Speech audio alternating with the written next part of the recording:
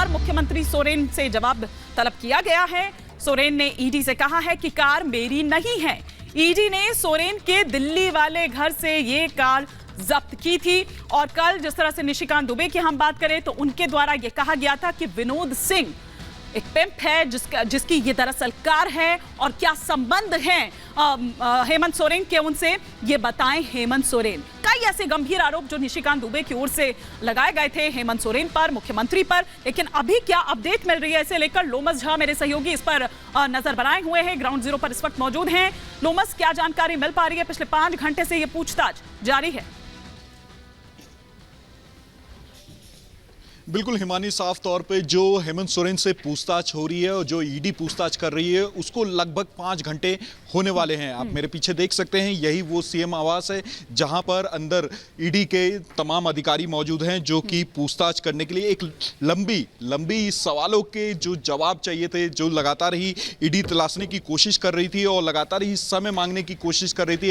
हेमंत सोरेन को लगातार समन दिए जा रहे थे। ये 10वां समन था जिसमें कि हेमंत सोरेन के ऑफिस से एक लेटर मेल जाता है कि हाँ, मैं आज के दिन शामिल हूंगा उस पूछताछ में। ईडी को मेरे आवास आना होगा और यहां आकर के वो पूछताछ करनी होगी। आपने पहले ये भी देखा कि दिल्ली में जब हेमंत सोरेन पहुंचे थे तो पीछे पीछे ईडी भी उनके घर तक पहुंच गई थी और ईडी ने उनके घर की जब तलाशी ली तो साफ तौर पे वहां पर 36 लाख रुपए कैश और तमाम कागजात मिले थे। क्या यही वो ग्राउंड है लोमस जो आज ईडी के खिलाफ SC/ST एक्ट के तहत मामला दर्ज किया गया है? क्या उसके पीछे का ग्राउंड भी यही है जिसका जिक्र आप यहां पर कर रहे हैं?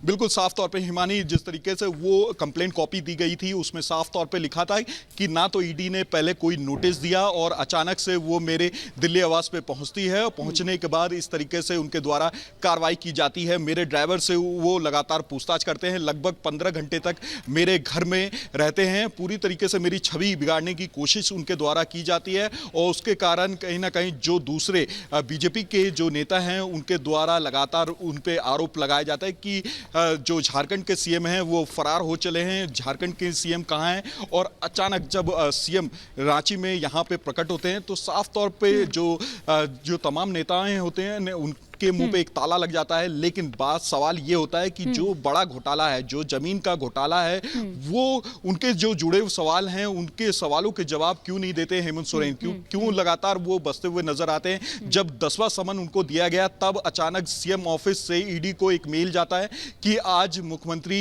ईडी के सामने पेश होंगे, लेकिन ईडी को उनके आवास पे आना पड़ेगा। और तब जाकर के ईडी की टीम यहां पर लगभग 1:30 बजे के दौरान यहां पर पहुंचती है और अंदर उनके द्वारा पूछताछ की जाती है। लगभग कई सवाल है क्योंकि इस पूरे घोटाले को लेकर के कई सवाल है और उन्हीं सवालों से बचने के लिए लगातार हेमंत सोरेन समन को दरकिनार करके कभी इस शहर से कभी उस शहर और कभी तो वो शामिल ही नहीं होते थे पूछताछ के लिए। और साफ तौर पे आपने देखा दिल्ली का पूरा किस तरीके से ईडी की टीम पहुंचती है, 15 घंटे तक उस घर में रहती है और उसके बाद पता चलता है कि हेमंत सोरेन यहां पर पहुंचे हुए होते हैं। तब ईडी को तब तक एक मेल इनके ऑफिस से भेजा जाता है कि हेमंत सोरेन शामिल होंगे 31 तारीख को और साफ तौर पे ये भी उनके द्वारा कहा गया कि पूरी तरीके से एक सहयोग करते हुए दिखेंगे। लेकिन कितना ये सहयोग सत्य पाया जाता है वो तो जब ईडी सवाल करके बाहर निकलेगी उसी से अंदाजा लगाया जा सकता है। उसी से अंदाजा लगाया जा सकता है और ईडी भी इसीलिए फूंक फूंक का कदम रख रही है। गिरफ्तारी जिस तरह से कहा जा रहा है वो इतना आसान ईडी के लिए भी नहीं है क्योंकि हर कदम सीएम है,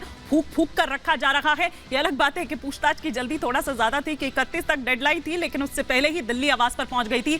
लेकिन ये जो एक्शन हुआ SC/ST एक्ट वाले पर मैं दोबारा एक बार फिर से आऊंगी, जो मामला दर्ज करवाया गया, क्या ये दिखाने की भी कोशिश है कि अगर आप कार्रवाई करेंगे, क्योंकि लगातार ये कहा जा रहा है कि ये बदले की कार्रवाई से किया जा रहा है, ये प्रेशर बनाया जा रहा है कि स्टेट एजेंसीज भी हैं, हमारे पास भी कुछ पावर है, क्या ये दिखाने की ये एक मैसेजिंग की कोशिश भी हो रही है? बिल्कुल हिमानी, इससे इनकार नहीं किया जा सकता क्योंकि साफ तौर पे आप ये देख सकते हैं कि अगर कोई व्यक्ति अगर उस पर इतना संगीन आरोप लगता है वो साफ तौर पे हाजिर हो सकता था। वो जिस तरीके से ईडी लगातार समन कर रही थी, लेकिन यहाँ पे आप देख सकते हैं कि एक तरफ जहाँ पे ईडी पूछताछ करने के लिए वहाँ दिल्ली के आवास पे इनके पहुँचती है तो वो वहाँ से फरार हो जाते हैं और साफ तौर पे उनके द्वारा वो रांची में ही आकर के सबके सामने प्रकट होते हैं। जैसा कि बीजेपी के नेता ये कहते हैं कि वो अचानक प्रकट हो गए, लेकिन किसी को भी नहीं पता चला कि वो कब दिल्ली से निकले। साफ तौर पे इसी को आपको देखना होगा कि जब ईडी जांच करके बाहर निकलेगी, जब ईडी सवालों के जवाब लेके निकलेगी, तो क्या वो सवालों के जवाब पूरी तरीके से सकारात्मक होंगे, या फिर आपको याद होगा कि जब ईडी एक बार पहले भी पूछताछ करने के लिए हेमंत सोरेन के आवास गई थी, लगभग 7 घंटे तक उनसे पूछताछ की, लेकिन उस प्रकार से जो सवालों के जवाब मिलने चाहिए थे ईडी को उस तरीके से नहीं मिले। तो उसी को लेकर के ये जांच का सिलसिला लगातार जारी है और समन पे समन ईडी के द्वारा दिए जा रहे थे। हालांकि इससे बचने का भी ये पूरी तरीके से तरीका हो सकता है कि अगर उन्होंने सोचा हो या फिर उनको बताया हो कि आप ईडी के खिलाफ ST/SC थाने में जाकर के एक शिकायत दर्ज करा देते, तो उससे ये होगा कि आप अपने आप को डिफेंड कर पाएंगे। तो अब देखने वाली बात होगी, क्योंकि पूछताछ जारी है, लगभग 5 घंटे होने वाले हैं। तो और जब आप नजर बनाए रखें, मैं लौटूंगी आपके पास। अगर कुछ अपडेट आपको वहां से मिलती है, कोई हलचल वहां से होती है, तो आप हमें क्यों करिएगा, मैं लौटूंगी आपके पास। लेकिन फिलहाल शुक्रिया इस तमाम जानकारी के लिए। आपका नजर आप बनाए रखिए। तमाम खास मेहमान मेरे साथ जुड़ चुके हैं, फटाफट से उनसे परिचय करवा देती हूं। सिद्धार्थ यादव जी हमारे साथ जुड़े हुए हैं, स्पोक्स पर्सन है भारतीय जनता पार्टी के। समीर चौगांवकर जी इस वक्त हमारे साथ जुड़े हुए हैं, वरिष्ठ पत्रकार हैं नोएडा स्टूडियो में। धीरज दुबे स्पोक्स पर्सन है JMM के, झारखंड मुक्ति मोर्चा के। अगर जल्द से जल्द जुड़ जाएं हमारे साथ, क्योंकि मुझे डिबेट उन्हीं के साथ शुरू करनी है। सारिका पासवान स्पोक्स पर्सन है RJD की, हमारे साथ जुड़ी हुई हैं। चंद्रमोहन शर्मा जी इस वक्त कांग्रेस का पक्ष रखने के लिए हमारे साथ जुड़े हुए हैं। संजय मिश्रा जी आम आदमी पार्टी का पक्ष रखने के लिए इस वक्त हमारे साथ जुड़े हुए हैं। समीर चौगांवकर जी, क्या आप यहाँ पर देख पा रहे हैं कि वो मंथन भी चल रहा होगा, कोई प्लान बी भी यहाँ पर होगा? पहले तो मैं ये जो SC/ST के एक्ट के तहत ये जो मामला दर्ज किया गया है, इस एक्शन को आप किस तरह से देखते हैं? देखिए, मुझे लगता है जहाँ तक SC/ST का मामला है, निश्चित रूप से ईडी के ऊपर एक प्रेशर बनाने की कोशिश की गई है। बंगाल के अंदर ईडी के अधिकारियों पर किस तरीके से हमला हुआ है, ये पूरे देश ने देखा। वहाँ पर SC/ST लग नहीं सकता था, इसलिए उस व्यक्ति ने वहाँ पर हमला करवा दिया। यहाँ पर जब उन्होंने देखा कि दिल्ली में आने पर मुख्यमंत्री से पूछताछ हो सकती है, तो मुख्यमंत्री, पूरे हिंदुस्तान ने देखा कि कैसे 36 घंटे तक मुख्यमंत्री की खबर नहीं रही कि मुख्यमंत्री कहाँ चले गए, किस तरीके से वो रांची में प्रकट होते हैं दिल्ली से गायब होने के बाद। उनके घर से कैश निकलता है, BMW गाड़ी निकलती है, और 10 समन देने के बाद भी ईडी के सामने पेश नहीं होते। 20 जनवरी को वो ईडी से 8 घंटे ईडी पूछताछ करती है, उसके बाद ईडी फिर उनसे पूछताछ करने के लिए समय मांगती है। तो आज जब उनको लगता है कि अब ईडी से बचना नामुमकिन है, तो ईडी को वो आज पूछताछ के लिए बुलाते हैं। और मुझे ऐसा लग रहा है कि ये आखिरी हथकंडा है जिससे वो बताना चाहते हैं कि अगर आप केंद्रीय जांच एजेंसी अब मुझसे पूछताछ कर सकती है, तो मैं भी राज्य का मुख्यमंत्री हूं, मेरे पास भी प्रशासनिक पावर है, मैं भी अपनी सत्ता का बेदखल इस्तेमाल कर सकता हूं, और मैं आपको SC/ST एक्ट के अंदर आपको अरेस्ट कर सकता हूं। इसलिए आप मुझे मेरे भ्रष्टाचार के मामले में आप पूछिए मत, मेरे से गिरफ्तार मत कीजिए, आप मुझसे डर के रहिए, मैं राज्य का मुख्यमंत्री हूं। मुझे लग रहा है ये गलत परिपाटी एक मुख्यमंत्री शुरू कर रहे हैं। अगर आपके सरकार आपको अगर जांच एजेंसी बुला रही है, तो आपको सामना करना चाहिए।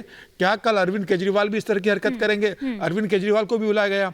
अजनी केजरीवाल तो ST/ST में आते नहीं, आदिवासी है नहीं, तो अरविंद केजरीवाल भी क्या अपनी सरकार का इस्तेमाल करके धरना देने जाएंगे? 2 तारीख को धरना देंगे, ये अधिकारी को घेरा करवाएंगे।